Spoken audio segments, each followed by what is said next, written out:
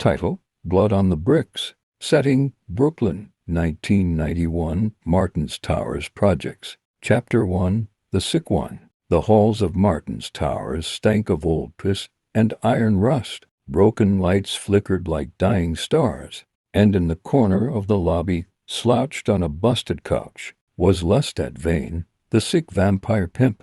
Rumor said he'd been turned in a Harlem club back in '79, after biting the wrong disco queen. Now his skin was pale like ash, his voice velvet and cruel. He wore red silk under a long trench coat, and his white fangs gleamed when he grinned. Slick was sick, literally. The blood he drank burned his veins. He coughed crimson into a soap handkerchief and muttered, "Ain't nothing pure in Brooklyn no more. Even the blood's dirty." His girls called him Daddy Nightfall. His enemies just called him Death Walking. Chapter 2: The Vice Lord's Push. The Vice Lords from Chicago had moved east, thinking they could plant a flag in Brooklyn.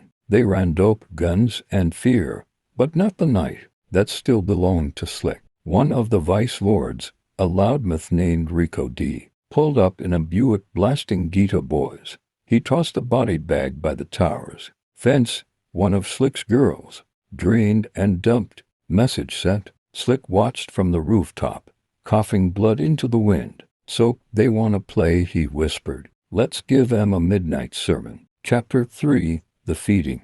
That night, Slick hit the Vice Lord's stash house on Bergen Street. The moon was red as a wound. He moved like smoke, through walls, through shadows, through screams. When the first Vice Lord raised his Tech-9, Slick was already behind him, whispering, "You ever dance with the grave, boy?" Then came the tearing, wet, sharp, beautiful. Slick fed fast, not for pleasure, but for vengeance. The more he drank, the more his sickness throbbed. He saw flashes, Harlem clubs, flashing lights, the face of the one who cursed him. When it was done, only blood, mist, and silence filled the room. Slick lit a BB and stared at the bodies. "Brooklyn is mine," he said, "but I'm running out of time." Chapter 4: Blood in the Towers. Word spread quick. The sick vampire pimp struck back. Detectives found the Vice Lords torn open. No bullets, no prints. Folks in the towers started whispering about a plague,